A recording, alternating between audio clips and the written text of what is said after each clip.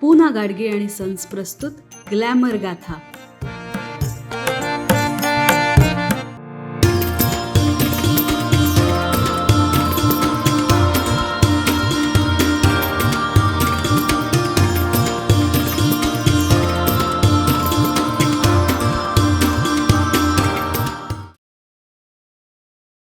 नमस्कार. ग्लॅमर गाथाच्या आजच्या भागात मी चैताली तुम्हा सगळ्यांचं सहर्ष स्वागत करते.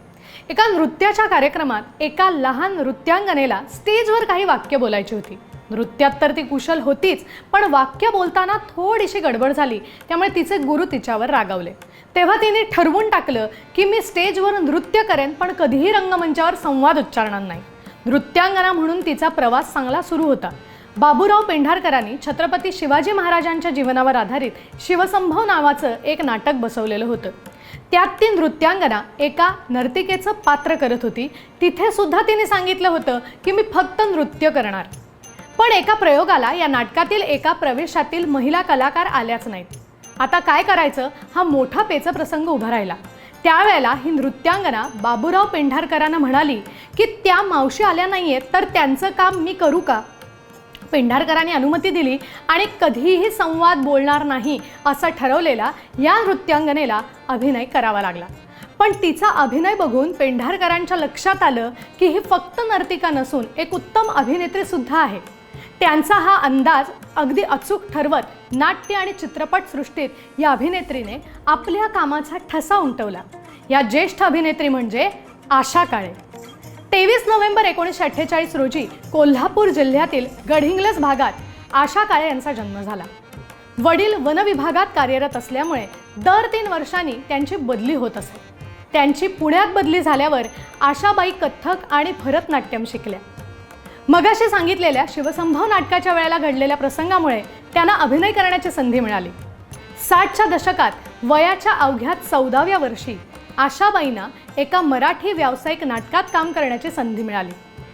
आपल्या एका मुलाखतीत आशाबाईंनी सांगितलं होतं की त्यांनी शाळा, कोल्हापूर हे सगळं सोडून त्यांना नाटकासाठी मुंबईला जावं लागणार होतं.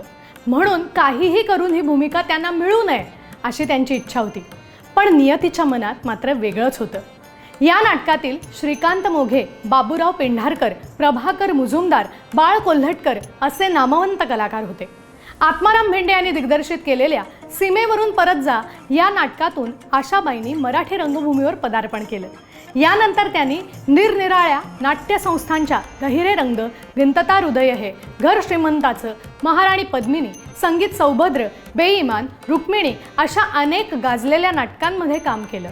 बाळ कोल्हटकर लिखित आणि दिग्दर्शित वाहतो ही दुर्वांची जोडी या नाटकातील भूमिकेमुळे आशाबाईंना बरीच प्रसिद्धी मिळाली. या नाटकाचे तब्बल 850 प्रयोग त्यांनी केले. मराठी रंगभूमीवरील कामामुळे त्यांना लवकरच चित्रपटसृष्टीत सुद्धा संधी मिळाली. दिग्दर्शक भालजी पेंढारकरांच्या 1969 साली प्रदर्शित झालेल्या तांबडी माती या चित्रपटातून त्यांनी सिनेसृष्टीत पदार्पण केलं.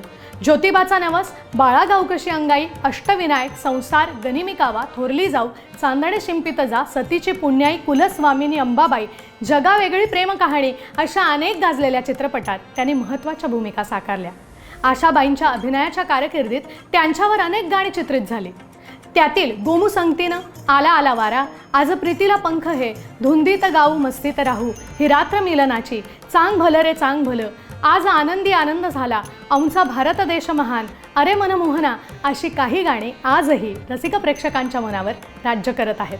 तर त्यांच्यावर चित्रित झालेलं निंबोणीच्या झाडामागे चंद्र झोपला ग बाई हे अंगाईगीत गेल्या कित्येक पिढ्या महाराष्ट्रात प्रसिद्ध आहे. रवींद्र महाजनी, विक्रम गोखले, डॉक्टर काशीनाथ घाणेकर, अशोक सराफ, अरुण सरनाईक अशा अनेक दिग्गज अभिनेत्यांबरोबर त्यांनी अनेक अविस्मरणीय भूमिका साकारलेल्या आहेत. हा खेळ सावल्यांचा या चित्रपटात आशाबाईंनी एक आगळीवेगळी भूमिका साकारली होती. तोपर्यंत त्यांनी एकाच प्रकारच्या बऱ्याच भूमिका साकारलेल्या होत्या. थोड्याशा साशंक असूनही त्यांनी मेहनतीने ही भूमिका वठवली आणि त्यांना याच भूमिकेसाठी सर्वोत्कृष्ट अभिनेत्रीचा पुरस्कार सुद्धा मिळाला. सुडा तुझा सावित्रीचा आणि बाळा गाव कशी अंगाई या चित्रपटातील अभिनयासाठी आशाबाईंना महाराष्ट्र राज्य शासनाचा पुरस्कार, तर हा खेळ सावल्यांचा या चित्रपटातील भूमिकेसाठी त्यांना मराठी फिल्मफेअरचा सर्वोत्कृष्ट अभिनेत्री हा पुरस्कार मिळालेला आहे. 2010 साली त्यांना महाराष्ट्र शासनाच्या अत्यंत प्रतिष्ठित अशा व्ही शांताराम जीवनगौरव पुरस्कारानं सन्मानित करण्यात आलं. 2016 साली आशाबाईंना नाट्य क्षेत्रातील कार्यासाठी अखिल भारतीय मराठी नाट्य परिषद जीवनगौरव पुरस्कारानं गौरवण्यात आलं. तर मराठी चित्रपटसृष्टीतील योगदानासाठी त्यांना फिल्मफेअर मराठी जीवनगौरव पुरस्कार आणि झी चित्रगौरव जीवनगौरव पुरस्कार प्रदान करण्यात आला आहे. याशिवाय अनेक मानाचे पुरस्कार त्यांना मिळालेले आहेत. आजही बऱ्याच रसिक प्रेक्षकांना विचारलं की मराठी चित्रपटातील अभिनेत्री कशी असावी, तर बरेच जण आशा काळे हेच नाव सांगतील. आपल्या सोज्वळ चेहऱ्याने आणि मधुर आवाजाने त्यांनी मराठी रसिक प्रेक्षकांची मनं जिंकलेली आहेत. अशा या ज्येष्ठ अभिनेत्रींना आणि त्यांच्या कामाला आमच्याकडून सलाम. आशा काळे यांची कोणती भूमिका आपल्याला आवडते हे आम्हाला जरूर कळवा. आपण भेटूया ग्लॅमर गाथाच्या पुढच्या भागात. आत्ता मात्र निरोप घेतेय. नमस्कार.